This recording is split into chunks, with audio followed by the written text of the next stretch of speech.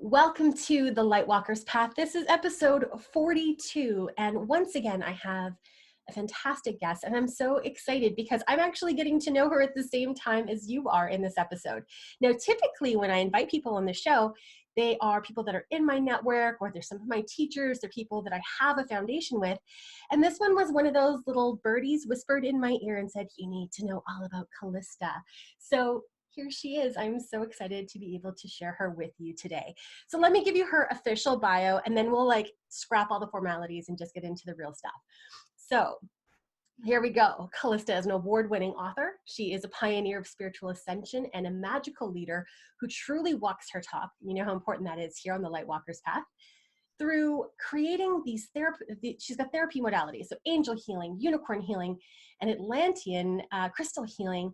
Calista has attuned thousands of souls worldwide to the angelic, elemental, and crystalline kingdoms, and believes that by healing and empowering our lives, we help all of creation to thrive. Whew! So she has so graciously joined me here today, and we are going to be talking all things about angels and ascension. So first of all, thank you so much for coming.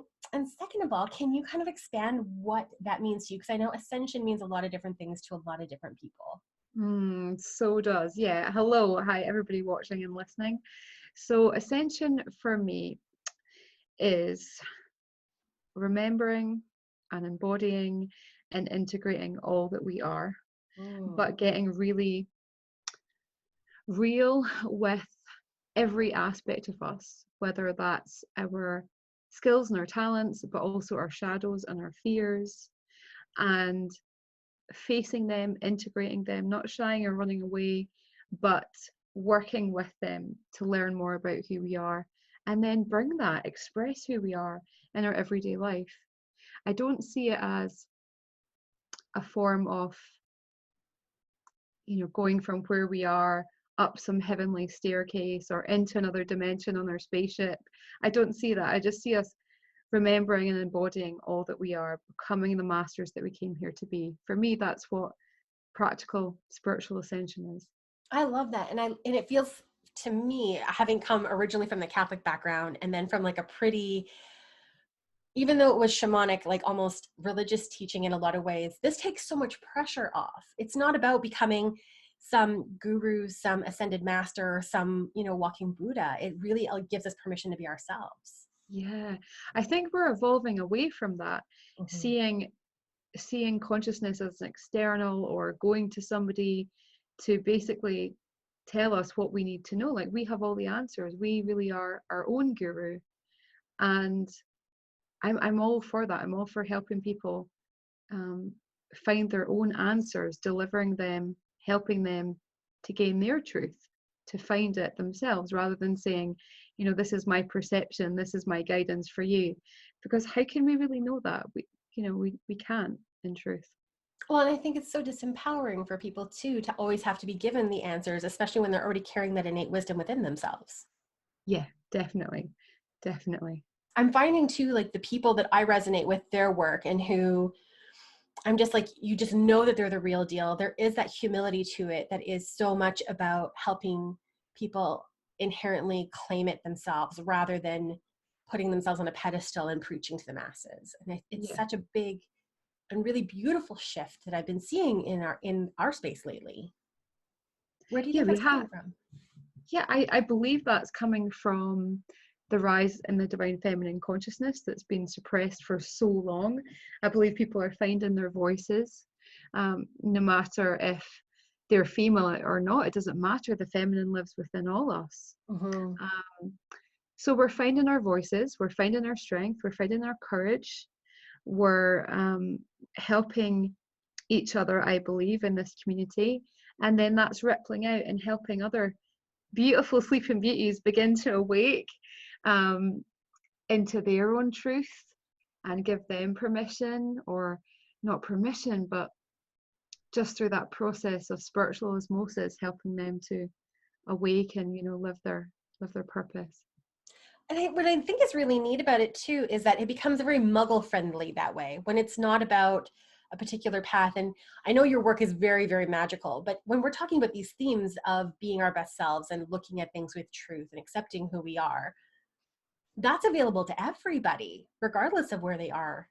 And I feel like that makes, it's just such a beautiful uniting process. Yeah, definitely. The beings that I work with are so grounded.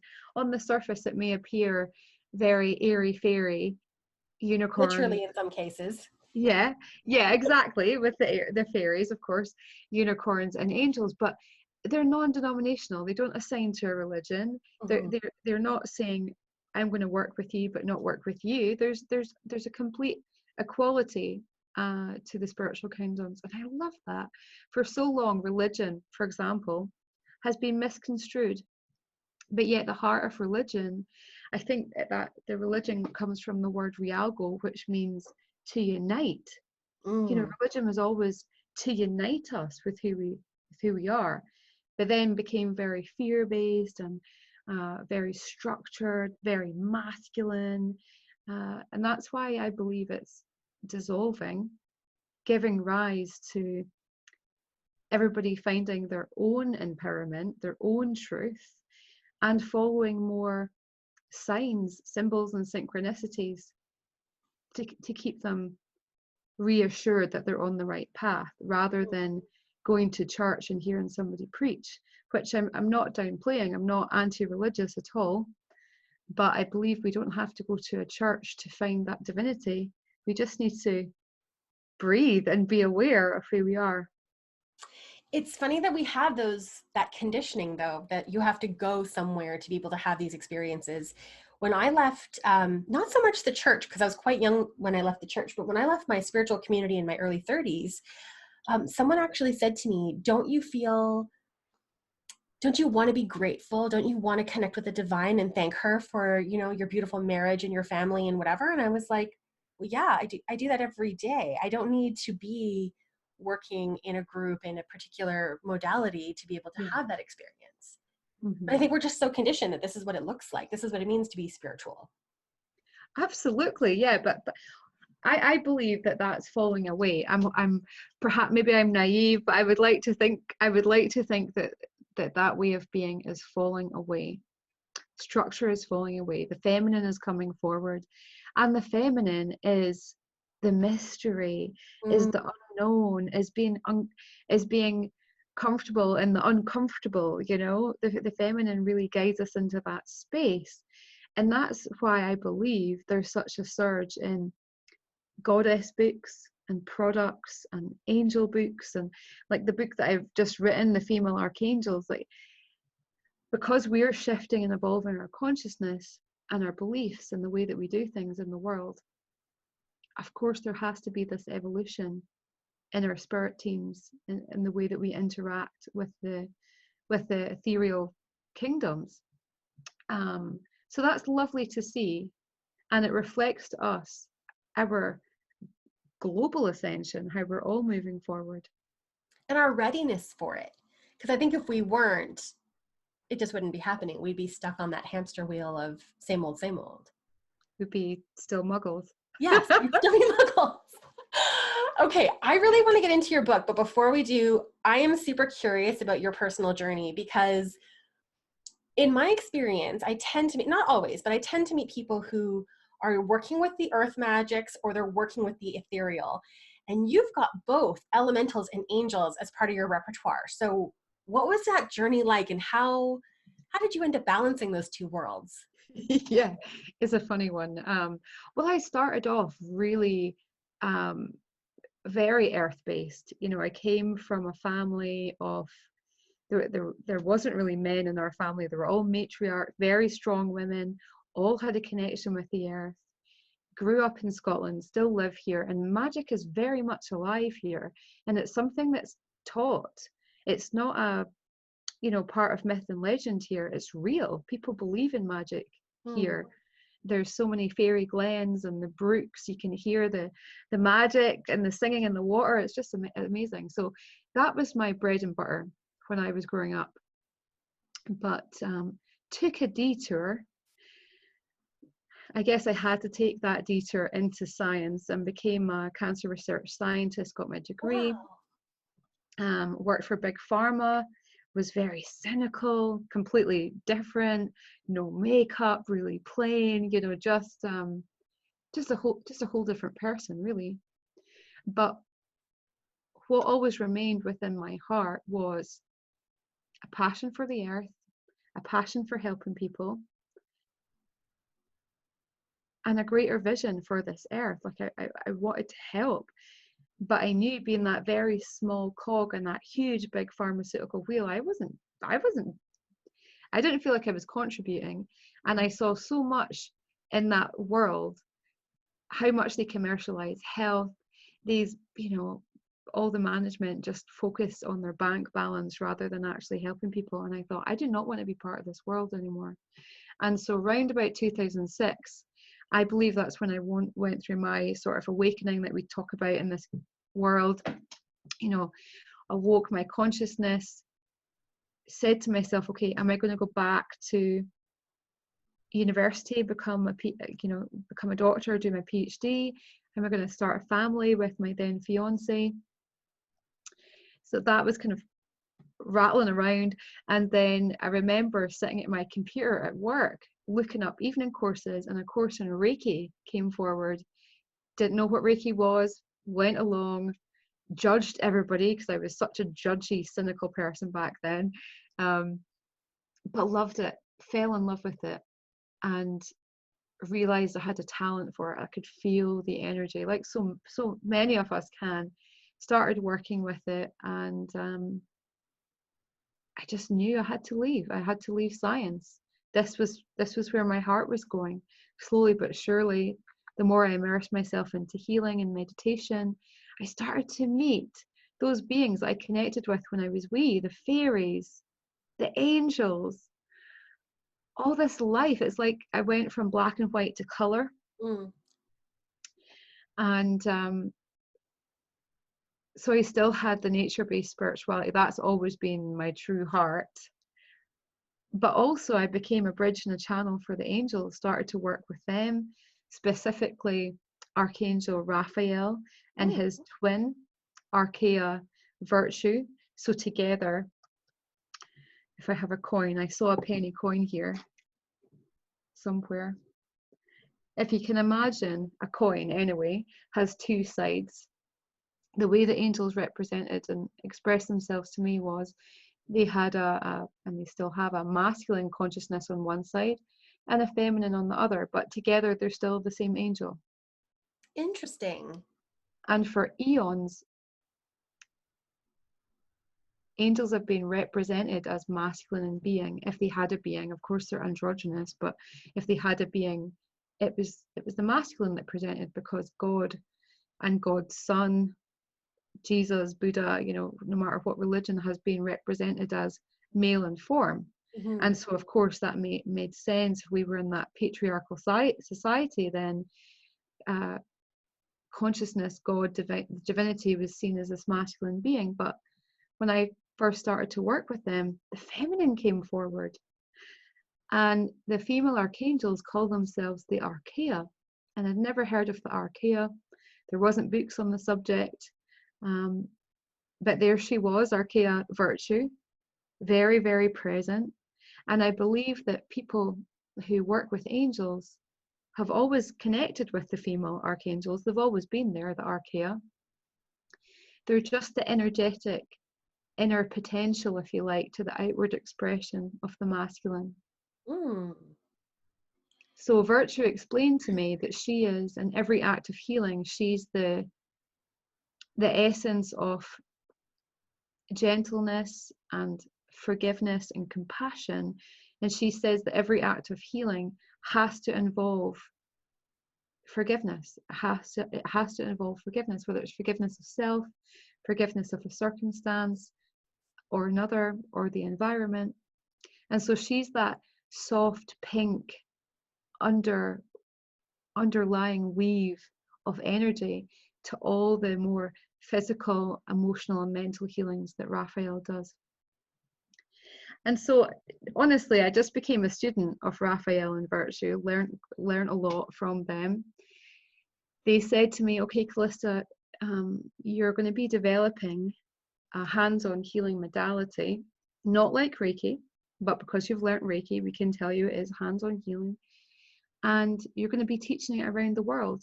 And this was huge news to me. I couldn't process it. I didn't believe it because I just left science. It was too big for me to contain.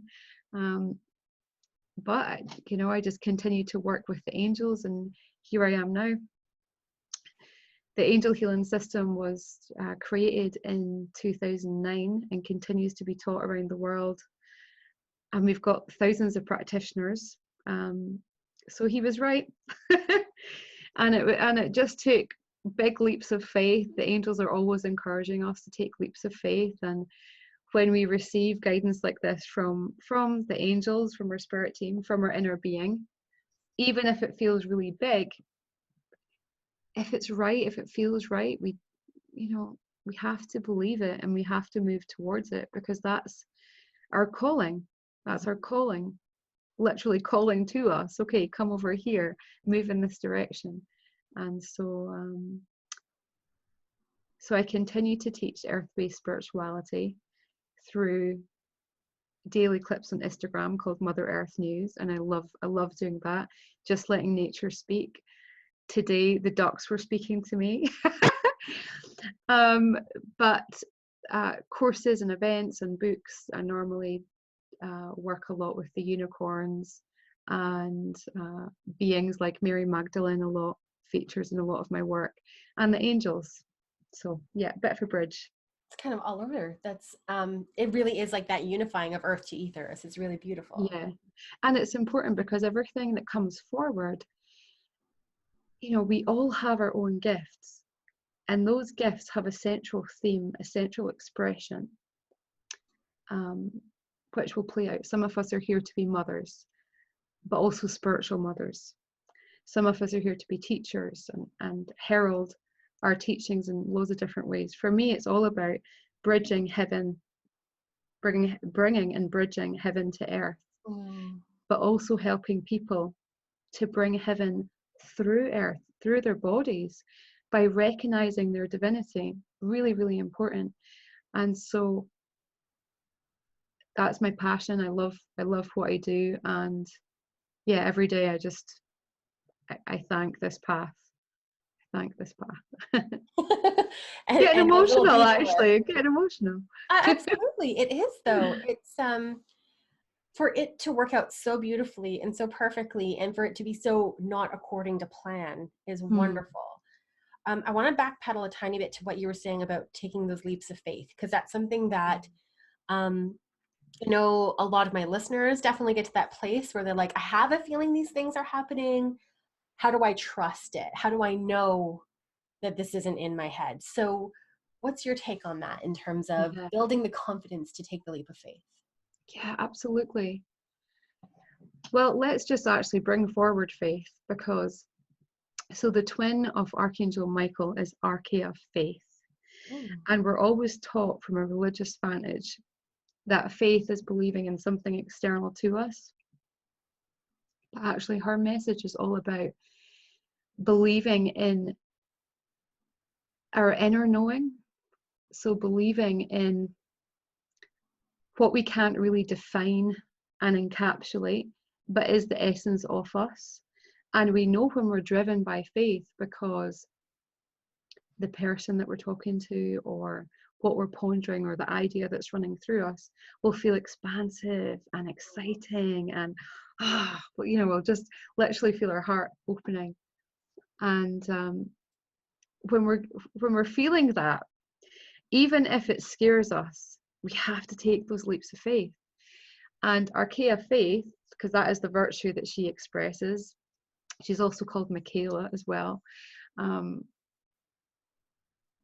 She says, you know, in this human experience, this play workshop that we're all in right now, we're constantly being given opportunities to take leaps of faith, whether it is a leap in our career, a leap in our relationship, a leap in our friendships to say the things that we need to say, a leaps with our body, a leaps with our connection to the divine. We're constantly being challenged, but it's not as if we're being tested. Sometimes people will say to me, I feel like I'm being tested by the universe. No, you're not being tested. Your soul, your inner being is just giving to you the opportunities that you need to take yourselves forward based on the dreams that you're setting, the intentions, the manifestations. It all comes from us. It all comes from us, but we're constantly surrounded by the angels. Faith also guides us that we have wings. We have etheric wings. And, other angel teachers have taught that, I'm sure, and they've shared that we all have wings. But faith really wants us to embody them, to like literally don them and put them on every day and go, right, okay, I'm ready. I'm ready for whatever leap of faith I need to make, because of course when we leap, we're leaping into the unknown. Of course it's going to be scary because we've never been there before, but we have our wings. Our wings, what are they in essence? They are our guardian angels, if you like. They have our back. And our guardian angels they have more divine dispensation to kind of butt in and nudge into our life to make sure that we're safe and held. And so it might feel like when we're taking these leaps of faith that we're on this precipice going into some like deep abyss, but actually no, we can soar. We can soar and enjoy a new landscape of our own design if we want to, knowing that we're supported, knowing that the angels literally have our back. There's that trust element there, I think. And so much of it is perception, because two people can be having that exact same experience of, effectively gliding over the abyss. And someone is looking down going, oh my gosh, like, look where I'm headed. Everything is awful. And the other ones are going, look at the view. I feel so held and supported, and look at the opportunity in front of me that would never have happened if I'd stayed up on the cliff. Yeah, exactly. Yeah, we can soar off that precipice and feel the exhilaration, or we can feel like we're fumbling forward or being pushed by some sort of external circumstance and hate it as we fall. If we look at the root word, the angels, especially the female archangels, are always about the etymology of words, like the root. What is the root of a word? Because the Archeia basically means origin. They are the origin. So faith, the root of the word faith means to trust. That's exactly what faith is. Trust and flow. You've got to be trust and flow. You can't just, for example, receive information from the guides, from your angels, from your inner being, but not act upon it. Faith is like, come on, you've got to do it. You've got to do it. Her and Archangel Michael, they're like, come on, you've got to put action in your dreams. And I think the divine feminine is sometimes is packaged to be, really soft and passive, and I'm just sitting here listening or dancing. No, you've got to act. You've got to put power into your dreams and take those leaps and be active. So trust, faith, if we look at the root, would be trust and flow. That's really what that angel helps us to do. Now, it's interesting because for me, when I've connected with angels, I have already, I get kind of a masculine or feminine vibe from them as it is. So the idea of this duality is very cool to me, because now I'm wondering if ever I was tapping into something being more feminine, is it just because I was tapping into that other aspect of them? Like Ariel is a funny one. Like when you said there has to be active, I feel like Ariel, she's my favorite actually, if I'm totally honest, but she is ferocious. There is nothing mamby-pamby about her. She has got like some real fire to her, which is why I love her so much. But so do they all have that aspect of it? And like how does, because this is a whole new concept for me. It is, and I think it's potentially a little bit controversial as well, but it speaks to where we are. It speaks to so many topics that are current right now, like gender fluidity and everything, because of course an angel is neither masculine nor feminine. It is the vibration that they express. Because in the patriarchy, we needed the male expression of an angel. We needed that, so our brothers, the masculine archangels, came forward. Now we're in the age of Aquarius, the age of the divine feminine. We're all, no matter if we're awake or not, healing and empowering the feminine within us and around us in the earth. And that's why the Archeia are coming forward. They came forward a lot more so round about 2015. They started to really come in, and that's when I started to see decks change, like we were talking about Kyle Gray. One of my friends, because I did a book with Hay House, that was my first book, and he has a deck where some of the angels are represented as the feminine. We started to see that sprinkling of the feminine coming through. But if we go back to I love the way you say, I say Ariel, but you say Ariel. Yeah, maybe it's Ariel. the Disney in me. I don't know. I know, it's like, I like the mermaid vibe. I like it. Ariel, yeah, the angel of nature and angel of manifestation.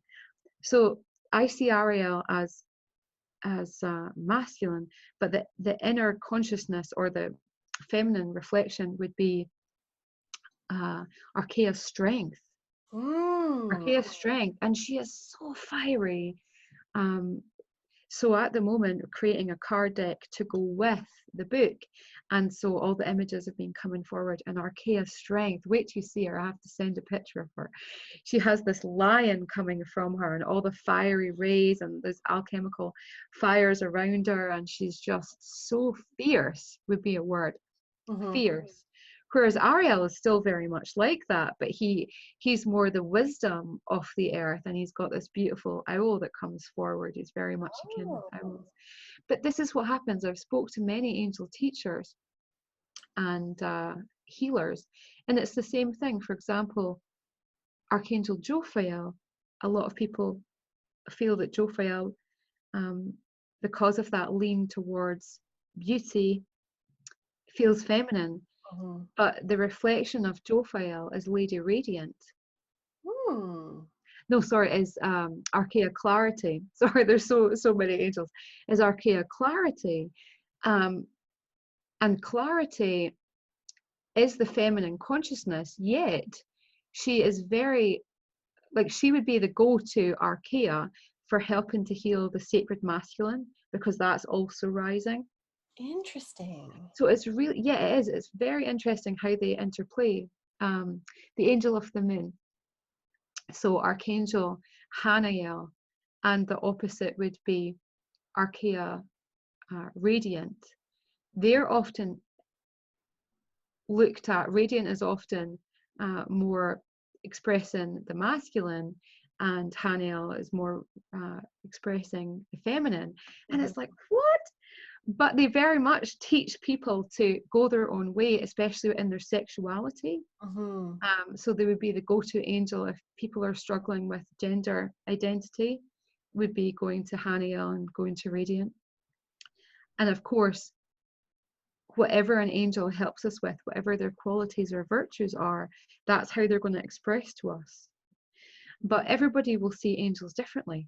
This is the most beautiful subjective part of working with angels. We'll always see them differently, but there is specific qualities that remain true. This is why, for example, Archangel Michael has often been represented as having armor and the sword of truth and the blue cloak, because the blue cloak represents the ray that he serves and expresses on. And so many people have seen that, but he also expresses in different forms. And the angels are helping us to kind of break through our boxes that we have created and go, do you know what? I'm just going to shake things up a little bit. And this is another reason why the Archeia are here. It's to help us to get out of our thinking and stop pigeonholing. And just experience them. Yeah, exactly. To experience them. That's really, this is really blowing my mind. And it's also confirming a lot of things, because when I work with angels in meditation, they present themselves in kind of humanoid forms, and I have my own little whatevers, like the way I see them. Yeah. But when I've done group readings, they're pillars of light. Like, it's not I mean, it's vaguely humanoid, but it would look more like almost like an alien rather than, Yes. you Yeah. know, rather than a person with features and everything. So it's uh, for my own journey. And I mean, I'm at the point where I stopped questioning the things that I see now. I'm like, yep, that's another weird one. Here we go. But there was a time where I really needed it to be predictable for it to be believable for me. Yeah. Mm-hmm. And I think that willingness to kind of break the mold and the box is really important, because it does challenge but this work does challenge who we are and what we believe anyway. So why not have it as this additional tool that can just kind of crack us open? Exactly. The nature of consciousness is shifting. Mm. And so we have to be open and flexible in our thoughts and in our beliefs. And actually, you know, if we go back to Archeia clarity, so the other half of Jophiel, because they focus so predominantly on our crown, on Mm. illumination and wisdom, they're often saying, you know, leave yourself empty so you can be full of God. Mm. Leave yourself empty so you can, or if you don't like that word God, leave yourself empty so you can be full of love or purity or source. Because our beliefs, at the end of the day, if we're being super real, our beliefs only limit us.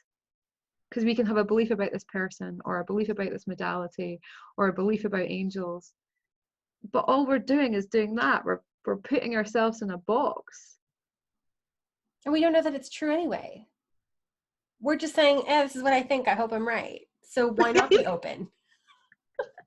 There's in the movie Dogma, there's this scene with Chris Rock, and I think he talks about this. He's a prophet who's fallen from heaven and has landed on earth, and he says something to the effect of like, you know, I really wish people would stop having beliefs because like they just make people so rigid. Whereas like if you have an idea, you can change your mind, but a belief is like pretty stuck and in there.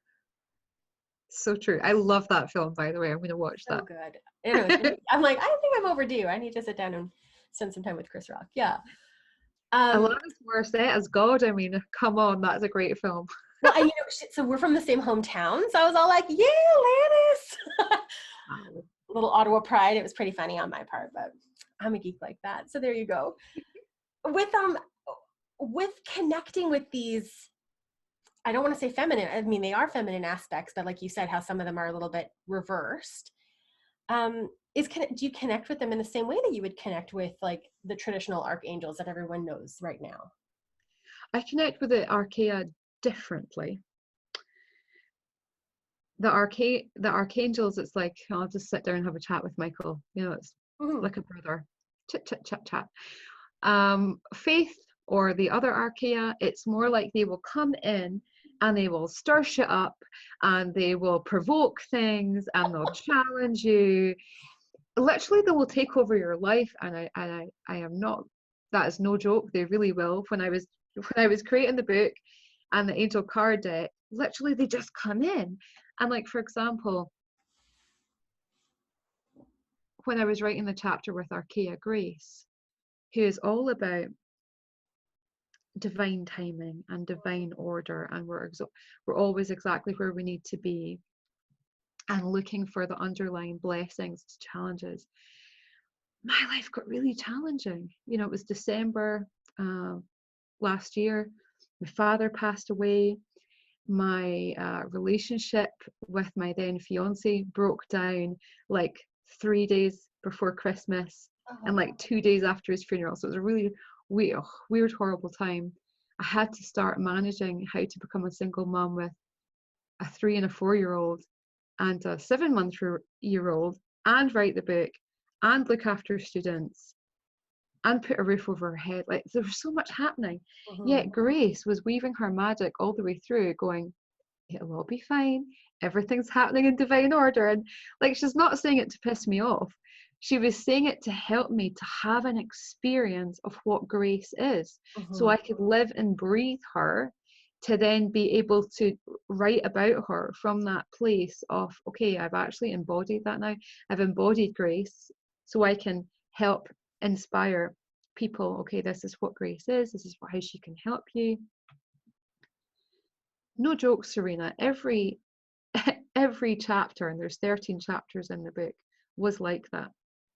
There was challenges for me It's to really also like in line with your integrity though. Like in your bio, you explicitly say that you walk your walk or you walk your yeah. talk. And so this is saying, okay, Calista, cool. Like you're going to write about this, but you're also going to live it, because this is what you have taken on as part of who you are and how you show up in the world. Yeah. And integrity is so important to me, like being authentic. We all know there's so many fakes and phonies in this industry. We've met them, we've listened to them, we've bought their workshops. Integrity is really important. Integrity, trust, truth is really at the heart of, I believe, the female archangels, like what they're here to do, because they're here to help us to tap into who we truly are. But like, stop hiding, actually living who we are, express who we are, love who we are. Like, that's what they're here to do. So I know sometimes I curse them, but there's chocolate and there's comedy at the end of the day. And that helps me. But yeah, integrity is really important. I think, you know, how can we truly know an angel or know our spirit guide or know a modality if we're literally not living and breathing it? Like, that just feels really fake to me. It's theory then. And it's great to be able to spout off facts that you've learned in workshops or read in books, but angels are not a heady thing. You know, one of the things that I really teach is in that place of openness and total love for oneself, so that you can actually even experience working with, say, your guardian angel. Because so long as you're not willing to love all of this, you're not ready to be seen for all of this. And that, I almost feel like that's actually the harder work than the actual connecting with angels and guides. Yeah. Because people are just like, and they're so, we are so, as humans, we're so disconnected from who we are because we've been told to be something else, or that we should want something else or do something else. So we start to lose, and we start to compromise our desires and our thoughts and our needs, so much so that we forget who we are. And then when the time comes to have these experiences, we're like, oh, I'm just getting by in the world with my shields up. I don't know how I ended up on that tangent, but no, but it's true, because I think, you know, and I spoke about this a lot in the book, actually. It's about distraction. Well, I didn't, the angels did, about distraction. There's so many distractions in our world that take us away from everything. You know, we check in with our phones before we check in with us in the morning, or we're, you know, instead of sitting to meditate or just listen to what's presenting, listening to the loops of thought or the feelings that are coming up or the drama that's going on, and really just listen to it and have a conversation with it. We put on Netflix, or we drink, or we smoke, or we eat too much. You know, we're numbing ourselves. And this really needs to be addressed. This, like, anesthetization, I can't even speak tonight, numbing, let's just say numbing. Yes. This global numbing needs to be addressed, and the angels are helping us to feel again, to be sensory, to be sensual, you know, not in a sexy, porny sense, but like to be but you're using your senses, you know, to like feel our body. They're great advocates of being in our body. And in the book, they actually encourage people to like self-pleasure. Like, it's quite radical. I mean, I've never read an angel book like this that's just really outspoken, but that's the feminine for you. Feminine for you. And I think spirituality as a whole, up until where we are now, I believe it's been more of a form of entertainment. Do you not think when people first awaken, they want to know their past lives, or they want to go on retreats, or, you know, they're not actually sitting down and getting to know who they are. They just want to know who they've been in a past life, and that's more like the spiritual ego. They want to know who bragging rights. Yeah, I'm like, no, get to know who you are right now. Who are you? Like, what's your feelings about you? Like, what's your passions? Create a strong foundation and a daily practice is key, I believe, as we move forward, so that can become our strength when life does feel too distracting, and we feel like we want to numb ourselves. And Mhm. we all do it, and I do it. I have days where I just sit on the couch and watch Netflix and eat loads of chocolate and feel crap about myself.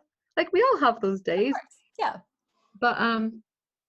But they get less and less. The more you embody yourself, Mhm. the more the more you check in with yourself and go, this is not serving me.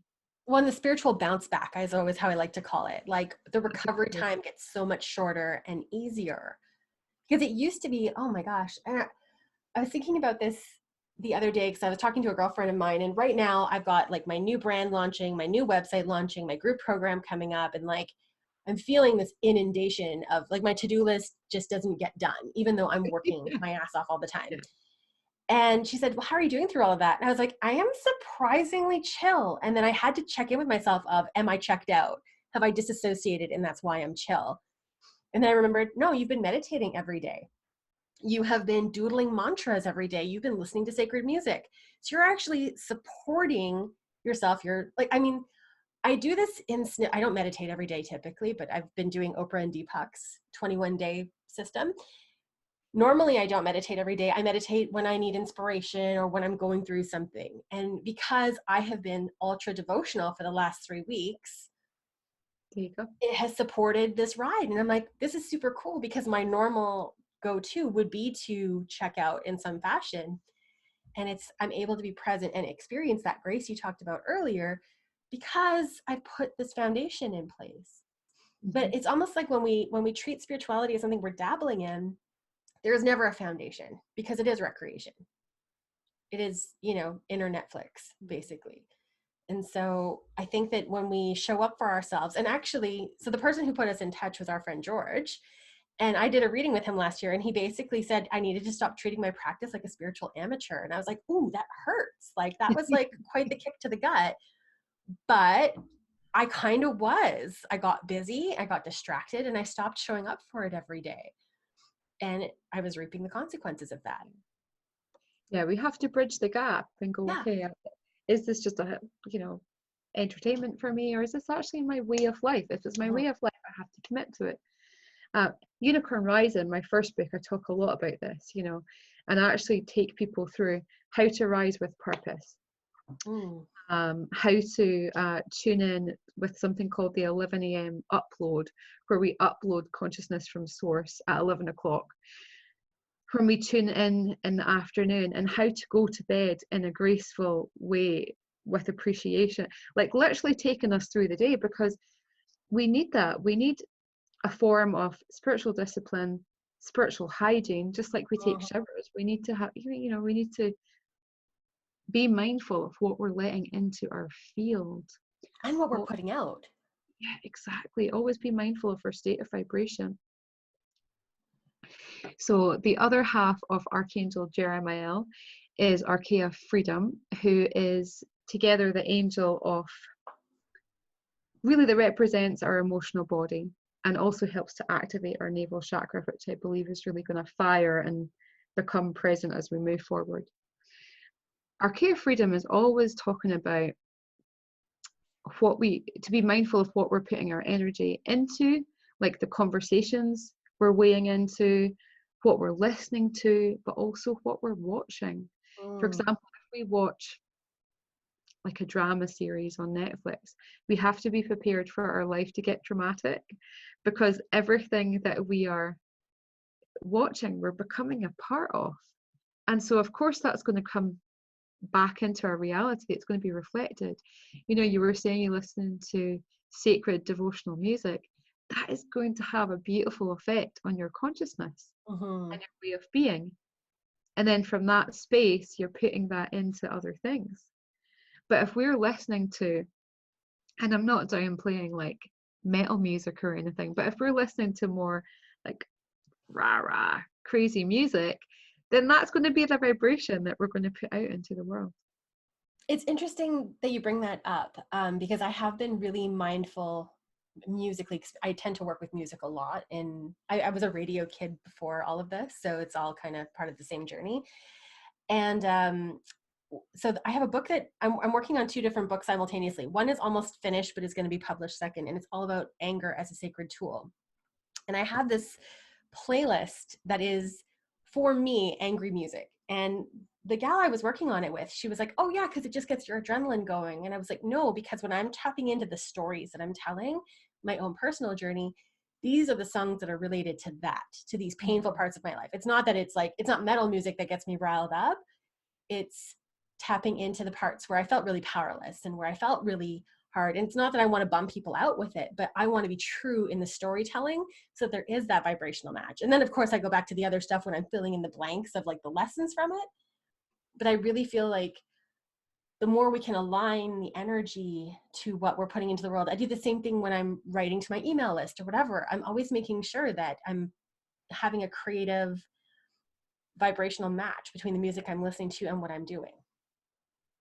Yeah, because as we move forward, we're all becoming lie detectors. You know, our empathy is raising.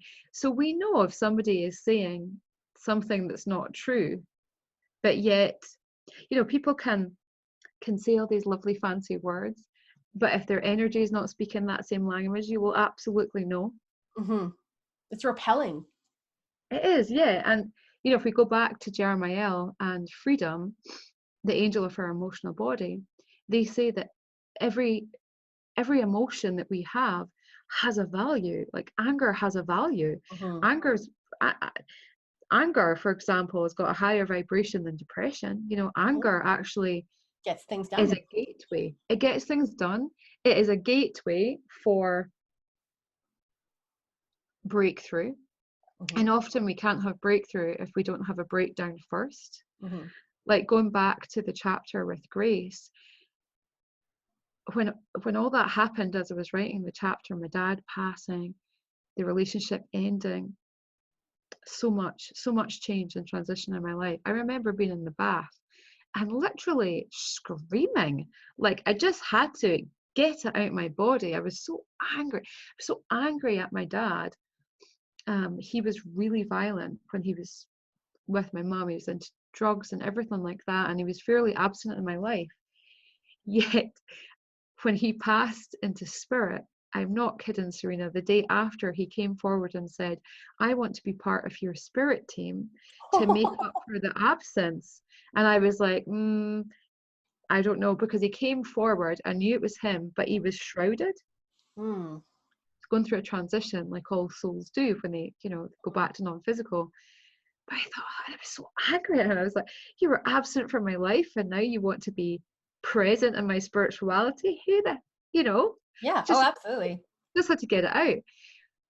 But after that bath, because I process really quickly, but I go really deep, and I think we all do, we have to. The angels were just holding space, not judging, holding the energy high. And I realized afterwards, there were so many breakthroughs, there were so many realizations, and there was in the middle of it all, this beautiful reconciliation between me and my dad, who is now part of my spirit team, who has helped me actually so much the last couple of months to just shine and to be comfortable being single and being a fierce single mother. But that anger was useful, and I can't wait for your book because that needs to be shared. And that's another aspect of the divine feminine. The anger part or the sharing part? Both. being real with our feelings. Archeia virtue, other half of Raphael, always says, be real to heal. We cannot heal ourselves if we're not being real, if we're not being real with how we feel, or our words, or our actions. Yeah. If there is that authenticity, we're not going to move ourselves forward. No. I think there's a lot of, I mean, not to like go all the way down the rabbit hole, but there is a lot of fear to really embody that because there are repercussions. I've lived them. They're not fun. Like I don't have a relationship with my mom or most of my siblings because this is just the path that I chose, and that's okay. But a lot of people aren't willing to have those sacrifices. They'd rather like play nice and sacrifice themselves to not rock the boat. And I think that that's actually one of the biggest tragedies of our time is people who just like compromise their needs to make other people comfortable. because it's really hard to get back to who you are so long as you do that. Mm. It's probably why I had that rant earlier. When I was talking about the navel chakra really coming forward, I work a lot with the 13 chakra system, and the navel chakra is one of those chakras. And as that comes forward, we are going to alight from, as a collective consciousness, this energy of people pleasing, and at the heart of that, sacrificing who we truly are, sacrificing our values, our beliefs, or non-beliefs for other people. We've done that for so long, and that comes from the suppression of the feminine. Yes. But that is healing and empowering, and it's going. The numbness, the collective numbness, all those wounds in our navel chakra that we're holding on to in our DNA and our blueprint, and the people pleasing, I believe, is going. As more of us use our voice, like you're doing, like that, what bravery to do that. And it doesn't matter if your family aren't on board. Like me and my sister are not, there's a huge rift between us because she doesn't believe in what I do, and she has a real big problem with it.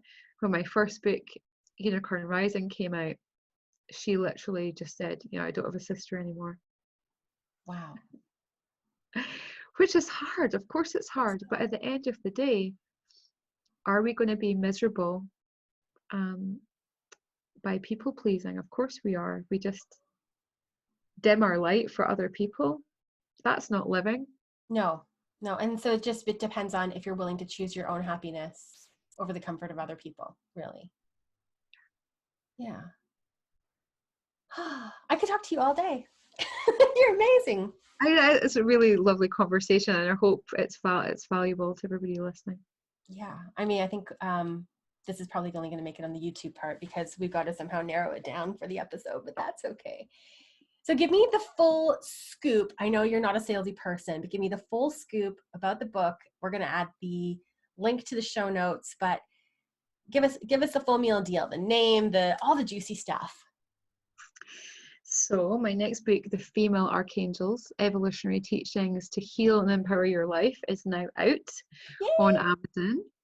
Very excited, and you can get the auditory version, which I recommend you get as well as the paperback, because there is so much practical rituals, ceremonies, exercises, meditations, and attunements to the 11 Archeia that feature in the book. So 11 of the most purposeful female archangels came forward, and the book solely focuses on them.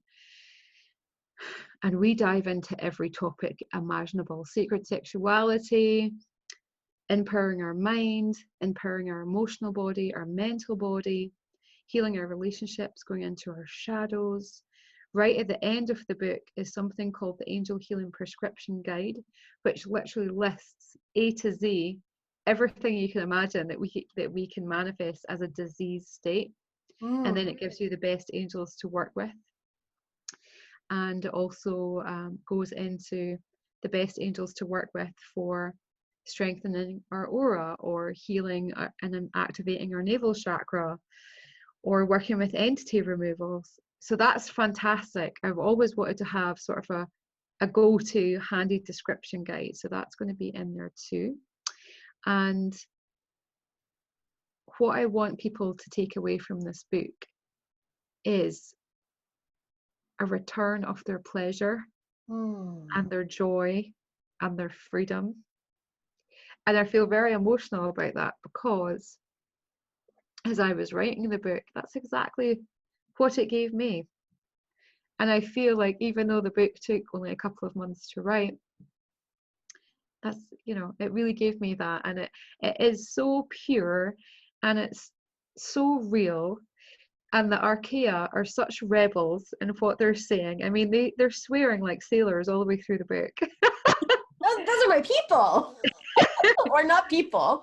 But I just can't wait to share it. And even though it helps heal and empower the divine feminine within us, no matter our gender, it also helps the sacred masculine to rise up, so that we can live in balance because it's not just about the feminine or the masculine, it's about living in balance. Mm-hmm. And 2020, this is a new decade, but it's also a new 7-year ascension cycle where the theme is integration, or as the angels talk about it, divine union, divine tantra with all that we are. It's about coming into wholeness as we come out of our shadows and fully into our light. So that would be my rundown of the book. I hope you enjoy it. I know that you've mentioned that it's a bit controversial, and so I know that that comes with a price. So I just want to take a second, even before reading it, just to thank you for giving voice to these beings that we wouldn't have access to otherwise, and to do it in a way that honors them in the way that they want to be presented into the world right now. Because I know being that voice, has responsibility. And I'm really grateful that you championed it. So that means a lot to me. Thank you, Serena. This has been amazing. So yes, I will make sure that the links are in the show notes, so it's nice and easy for you to not only find her book, but find her online, and start keeping an eye on the magic that she's making, because the earth messages that she's delivering on Instagram are super powerful. The healing modalities that she's developed are amazing. She runs an awesome Facebook community that is a really tight-knit group of people that are really generously sharing of themselves and of their gifts. And basically, if you didn't know Calista before, you should probably know her now. That's what I'm saying. Thank you so very much for taking this time with me today. It's been a pleasure. Thank you.